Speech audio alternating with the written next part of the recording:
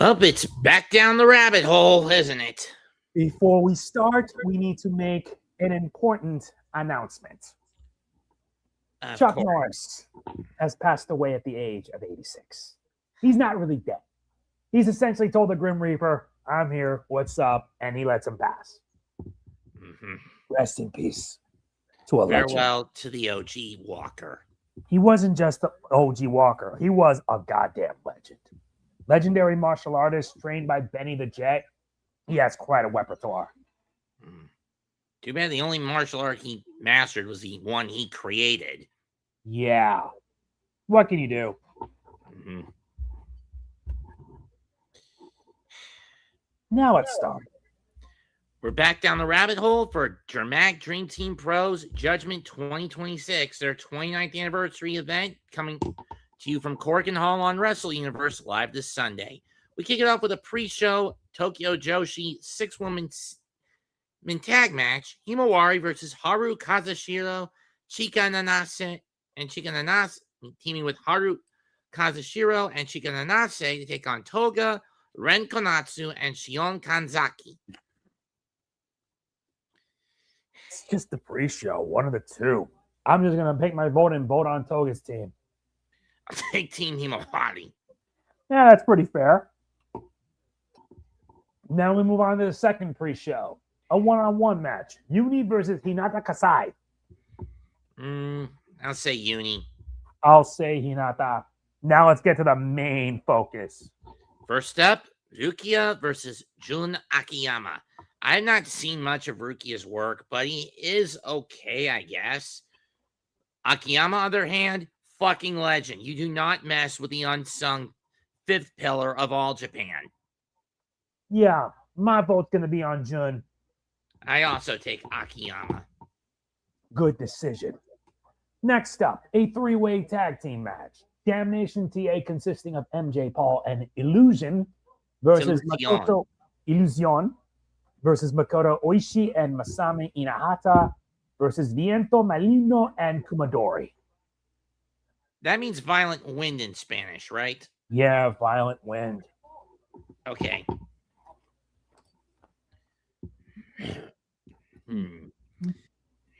Six men, three that don't have their own profile on Wikipedia, and I don't know why. Or two of them, I should say, and four of them that do. Let me see here. Okay, he's okay. Apparently what? Viento was a former holder of KOD's DDT's 8-man tag titles. Yes, they had fucking 8-man tag belts. That's crazy. They also have 10-man tag titles in DDT. This is so dumb. Tell me about it. I mean, a promotion with 6-man titles, I can live with. But 10 out of the question. 10, just no. I'm going to give this to Damnation TA. I'll also give it Damnation TA, so, because why not? Now, while the Wikipedia page may say Strange Love Connection, that's not this team. That's a mistype. It's actually the Apex, Yuki Iino and Yukio Naya, taking on AEW's Evil Uno and DDT's own Akito. Wow.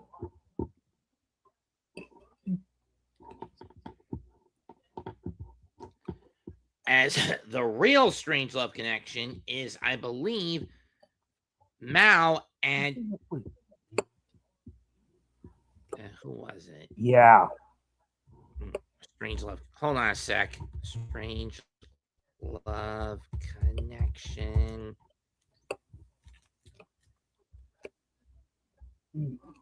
was Canon and Mao, not Yuki Iino and Yukio Naya. As I mentioned, that team is known as the Apex. Having said that, Evil Uno is no stranger to working in DDT from his indie days before he signed the big contract. But then again, he's been pretty MIA for not. Him and the Dark Order have been pretty MIA in AEW due to how badly Tony misused them after Mr. Brody's death. Wow, that's just sad. No wonder Junior is spending most of his time in Game Changer. Know what I mean? Yeah. I'm giving this to the to the Apex. That's a good decision. I'll probably also pick the Apex. Next up, one-on-one match. Mao versus Shunma Katsumata. If Katsumata wins this, he could get himself a KOD tag title shot, but oh wait, he'll have to wait for the winner of will come up a little later. Yeah. Or as this battle is something I'm not going to be willing to stomach all that. That could be interesting. When we get to that, we get to that. Yeah. But this matchup between Katsumata and Mao, I mean, I would love to see Mao in the best of Super Juniors again this year, but under the condition he keeps his head figuratively and literally at Taguchi's ass. I have to agree with you. I'm picking Shunma. I'll take Mao. Now we move on to the titles. It is your turn, by the way. Oh, right. For the KOD 6-man tag titles, Pale Youth, consisting of Takeshi Masada, Yuya Koroku, and Daichi Saito, take on Harimao. And for those wondering, I looked this up. It isn't Japanese. It's a Malay name. It's a Malay term meaning tiger. I see. Consisting of Naomi Yoshimura, Ryota Nakatsu, and Yuki Ishida. Yeah. This should be a fun matchup. I mean, Masada and Koroku I am familiar with. Let me see what defense this is for the champs. Excuse me a sec. Take your time. Oh, universe. Let's see. Here we go. Nope. There it is. What defense is this for the champs? This is there. Nope. First defense. Okay. As for who wins, I mean, given that out of all the belts in DDT, these are the ones that bounce around the most like hot potatoes. I want some consistency, damn it. I'm giving this to Pale Youth. You're going to give it to Harimao? No, Pale Youth. Yeah, I'll also give it to Pale Youth. There needs to be some consistency for a change. Remind me to slam my head against a wall. It's your turn with this one. A 6-on-1 handicap match for the Iron Heavy Metalweight Championship. Are you kidding me? Who comes up with this stuff? I've always said this belt is the fucking poison chalice. The announcer participants. Anyway, the champion Hisaya Imabayashi will face off against 6 opponents. Minoru Suzuki, Sanshiro Takagi, Toru Owashi, Danshoku Dino, Super Sasarango Machine, and Antonio Honda. This is just stupid. A stupid match with a stupid gimmick. Nanase, DDT, Nanase! Why?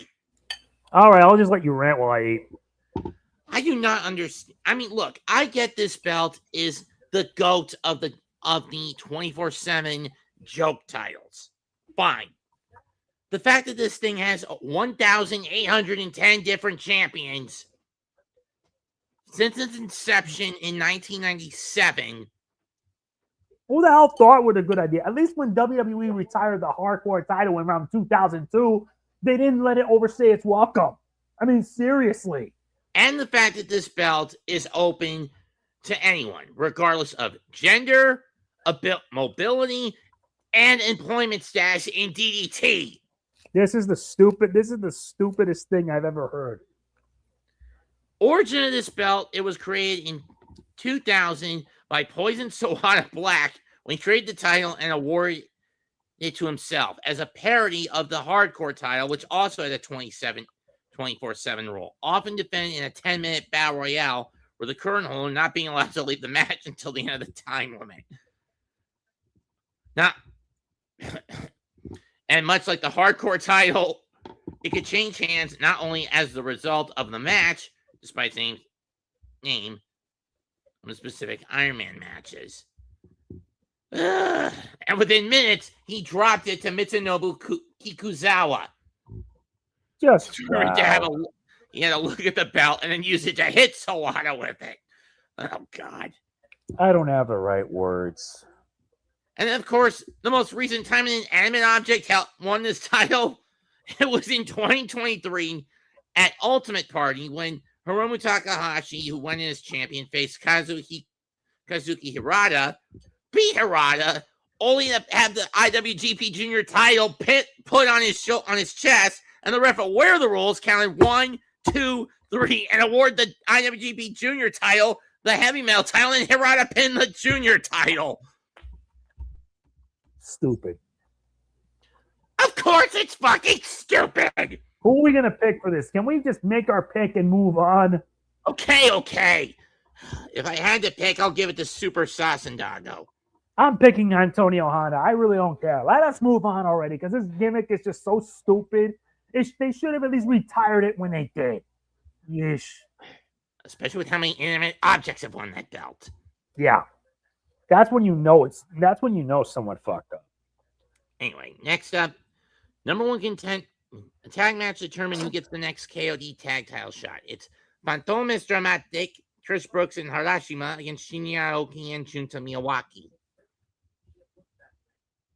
Yeah, that one's going to be a little interesting. I'm going to give this to Brooks and Harashima. I'm also going to give it to the Fantome Dramatica. Now let's move on to something a bit extreme. For the DDT Extreme title, Toyi, the champion, versus Hideki Okatani. This is Toei's 8th defense, and we don't know what the rules will be until the match. That's going to be a problem. Yeah, especially after the last match we had to do with this belt, where we both went off on it being a blindfold match. Blindfold matches are dumb. I mean, I wouldn't mind seeing a casket match for this title. That would have been funnier. Matchup. I'm going to give this between the two. I think it's time to get this belt off Toei. I'm giving it to Okatani. As am I. Because I don't even know what's going to happen now. Now let's move on to the next one. Your turn. For the DDT Universal Championship, Daisuke Sasaki takes on Kazuma Sumi. Daisuke got this belt off Yuki Ueno roughly a month or so ago, mostly to alleviate the burden off of Ueno. I mean, Ueno was at the end of 2025, Ueno was a co-holder of the KOD 6-man titles. He was a holder of the KOD Openweight and the KOD and the DDT Universals. Yeah. Which, as you know, that level of burden can become bothersome to somebody. Even when you're having to bounce that much on the card or skip title defenses because you have another title match on the card that you have to commit to.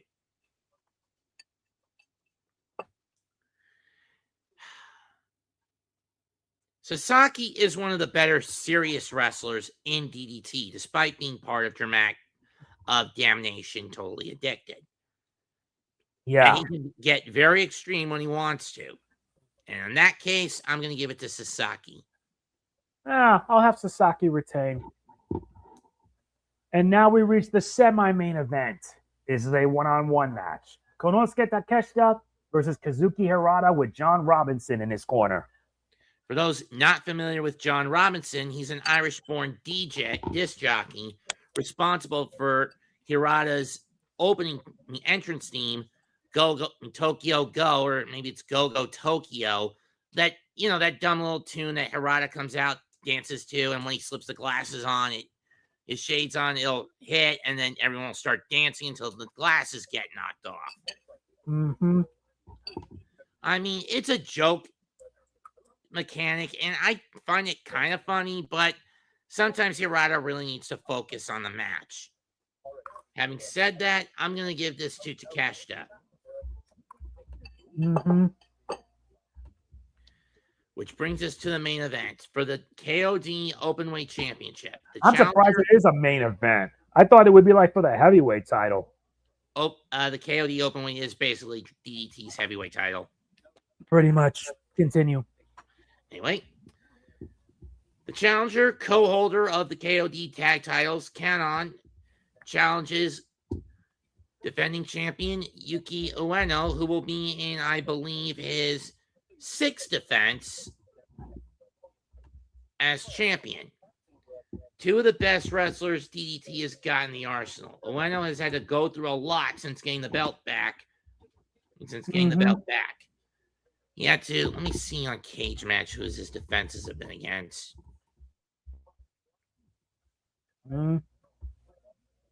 Events, upcoming shows. 322. Here we go. Looks like it's going to be Yuki Ueno versus Cannon. Oh, man, that might prove rough. Where is it? Let's see. DDT.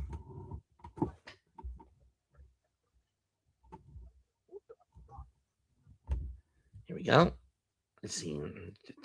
KOD Openweight. Here we go.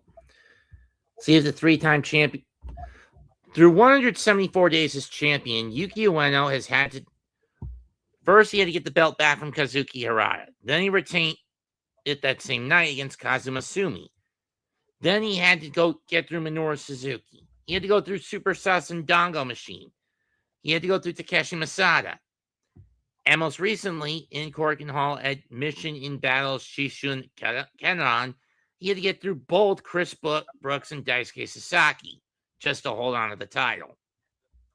Wow. So, yeah, 5 successful defenses. My problem with this is, with the exception of the Suzuki defense at Ultimate Party in Ryogoku, and at the end of that month, the match against Super Sasen Dango at Be Ambitious Autumn Battle, most of these battles, most of his defenses haven't gone beyond 25 minutes.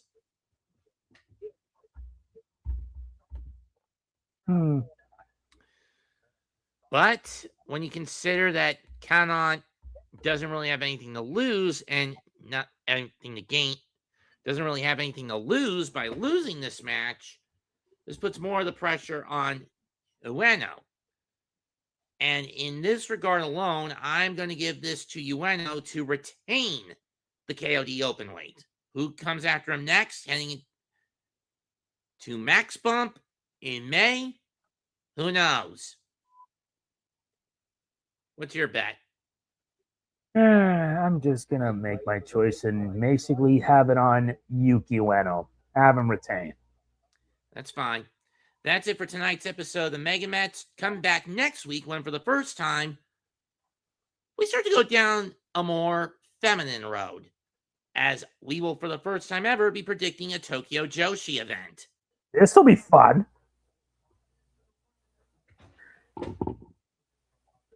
And in the form of their Grand Princess 2026 event from Ryogoku, which will take place on Sunday, March 29th. Comment, like, share, and subscribe. This is the MegaMets podcast. Goodbye. Good effing night. Bang. Bang indeed. See you then. Sure thing. What's your opinion of that video I did last night? You did well. I mean, I'm not a fan of Has Been Hotel, but I used it mostly for poetic license. I like the soundtrack, but I'm not a fan of the show. Understandable. Same with you? Mm-hmm. Grant, I am not as charismatic as Alistair. I know. See ya. All right, later.